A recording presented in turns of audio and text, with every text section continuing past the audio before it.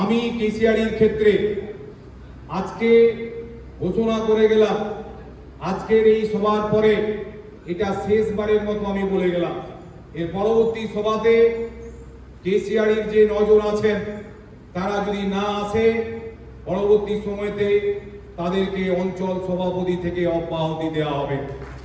আজকের ডেটে ফটিক রঞ্জন পাহাড়ির কোন দায়িত্বে রয়েছে?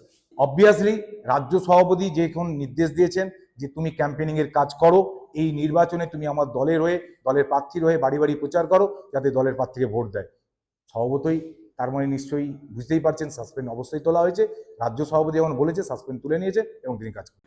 কেশিয়াড়ি ব্লকে পথশ্রী প্রকল্পের রাস্তার কাজের পরিকল্পনা করতে বিধায়ক পরেশ মুর্মুর ব্যানারে বৈঠক করলেন জেলা তৃণমূলের সভাপতি তথা বিধায়ক সুজয় হাজরা।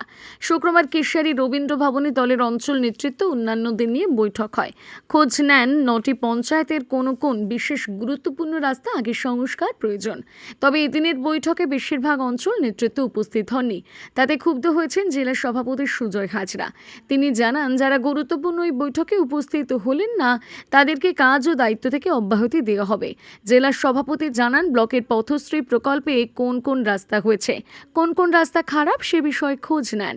প্রত্যেকটি অঞ্চল থেকে 5টি গুরুত্বপূর্ণ রাস্তার প্রস্তাব রাজ্যে পাঠানো হবে, সেই মতো খোঁজ নিতে এদিনের বৈঠক। এদিনের বৈঠকে নছিপুর পঞ্চায়েতের ডাডরা এলাকায় গত পঞ্চায়েত নির্বাচনের নির্দলের হয়ে লড়াই করা জয়ী সদস্য পিউ ঘোষ 150 জনকে নিয়ে তৃণমূলে যোগদান করেন। তার হাতে দলীয় পতাকা তুলে দেন জেলা তৃণমূলের সভাপতি সুজয় হাজরা। গত পঞ্চায়েত নির্বাচনে এলাকায় নির্দলের হয়ে লড়াই করেছিলেন পিউ ঘোষ।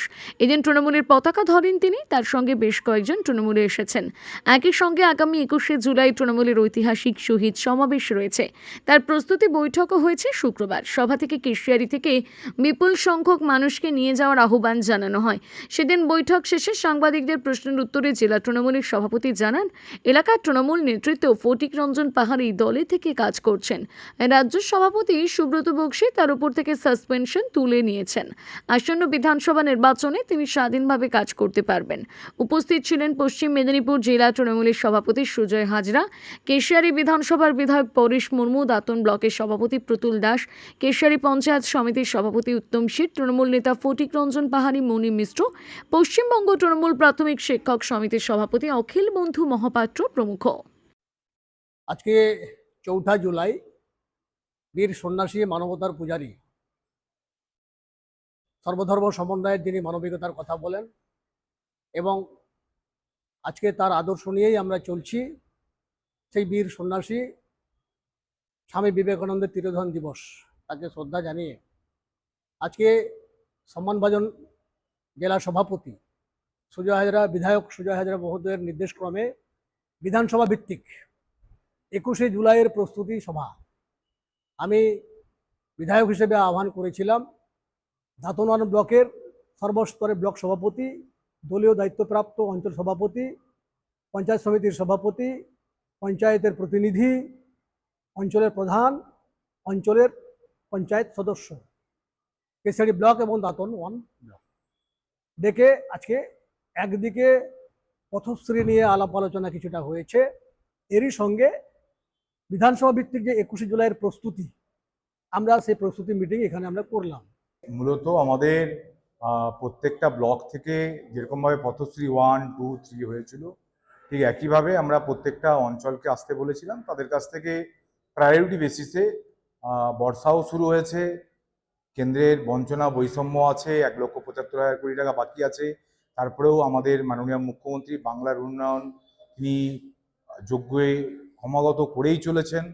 তো সেই জায়গায় দাঁড়িয়ে তিনি বলেছিলেন যে অঞ্চল পিছু 5টা রাস্তা খারাপ হয়ে গেছে, তাড়াতাড়ি করে সেই তালিকা প্রধান, অন্যান্য যারা পঞ্চায়েত সমিতি, জেলা পরিষদ সবাইকে নিয়ে বসে এগুলো রেডি করে পাঠানোর জন্য। তার জন্য আমাদের আলাদা করে একটা টিম তারা কাজ করছে এইগুলো দেখার জন্য যে কোথায় কোথায় প্রকৃতই রাস্তা খারাপ, তারা সেভাবে লিস্টটা তুলবে, এগুলো ভালো করে একটু সার্ভে করবে, তারপরে এই লিস্ট কলকাতায় যাবে। সেভাবে আমাদের পথশ্রী 1 হয়েছিল, পথশ্রী 2 হয়েছিল। তার সঙ্গে সঙ্গে যেহেতু কেশিয়াড়ি আসছি, সামনেই 21শে জুলাইয়ের মতো আমাদের দলের সর্ববৃহৎ বাৎসরিক সভা, যেখানে আমাদের শহীদ স্মরণে আপন মরণে রক্ত ঋণ শোধ করো এই স্লোগানকে সামনে রেখেই আমাদের এই বৃহৎ সমাবেশ হয় এবং আমরা এই সমাবেশের মধ্য দিয়ে প্রতি বাড়ি আমাদের নেত্রীর যে দিশা, আগামীর চলার পথ, সেই দিশা নিয়ে ফিরে আসি এবং আমাদের নেতা অভিষেক বন্দ্যোপাধ্যায় কিভাবে আমরা চলবো, কিভাবে আমরা কাজ করব, সেই দিশা নিয়ে ফিরে আসার বিষয়টাও আছে।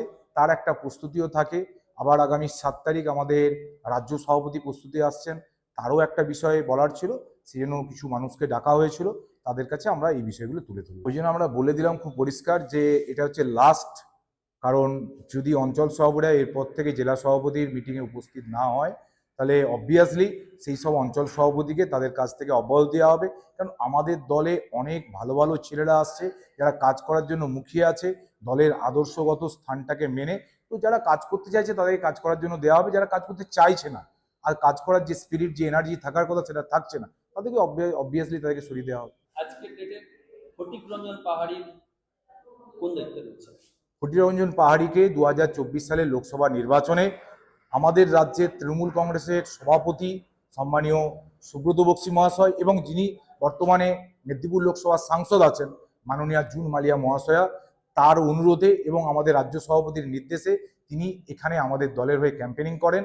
ফলে তাকে এখন দলের কাজ করতে বলা হয়েছে, যে তাদের নির্দেশে, অর্থাৎ রাজ্য সভাপতি তিনি নির্দেশ দিয়েছেন তাকে কাজ করতে, এবং তখনের সময়তে মাননীয় সাংসদ যিনি আছেন তিনি অনুরোধ করেছিলেন যে দাদা আপনি কাজ করবেন আমাদের দলের হয়ে, আপনি ক্যাম্পেনিং করুন। তিনি ক্যাম্পেনিং এর কাজ করেছেন, বর্তমানে আমাদের দল করছে। বিরোধীরা বলছে যে যেখানে সুজয় হাজরা সাংবাদিক সম্মেলন করে ফটিক রঞ্জন পাহাড়িকে সাসপেন্ড করলো, সেখানে সুব্রত বক্সী নিয়ে নিল, এটা কিভাবে? ওই জায়গাটায় যদি বিরোধীরা, তারা হয়তো আমাদের দলের স্ট্রাকচার জানে না। আমাদের দলের স্ট্রাকচার হচ্ছে যে রাজ্য, জেলা, ব্লক, অঞ্চল, বুথ। রাজ্যের নির্দেশে জেলা সভাপতি সাসপেন্ড করেছিল, রাজ্য সভাপতি তাকে বলেছেন কাজ করতে, জেলা সভাপতি সেখানে বক্তব্য কিছু থাকতে পারে না। রাজ্য যা বলে জেলাকে তাই করতে হয়, এটাই দলের নিয়ম। রাজ্যের যদি শৃঙ্খলা আমি না মানতে পারি, রাজ্যের যে নির্দেশ সেটা মেনে যদি আমি কাজ না করতে পারি, তাহলে আমার নিজেরই দল করা উচিত। অবভিয়াসলি রাজ্য সভাপতি যখন নির্দেশ দিয়েছেন যে তুমি ক্যাম্পেনিং এর কাজ করো, এই নির্বাচনে তুমি আমার দলের হয়ে, দলের প্রার্থীর হয়ে বাড়ি বাড়ি প্রচার করো যাতে দলের প্রার্থীকে ভোট দেয়, স্বভাবতই তার মানে নিশ্চয়ই বুঝতেই পারছেন সাসপেন্ড অবশ্যই তোলা হয়েছে। রাজ্য সভাপতি যেমন বলেছে সাসপেন্ড তুলে নিয়েছে এবং তিনি কাজ করছেন। পরবর্তীকালে কি দায়িত্ব পেতে পারে? ওটাও কারণ এটা রাজ্যের নির্দেশই হয়, রাজ্য যেরকম নির্দেশ দেবে ঠিক সেরকম। আমি আবার বলছি, আমাকে রাজ্য যা নির্দেশ দেয় তার বাইরে আমি কোনো কাজ করি না।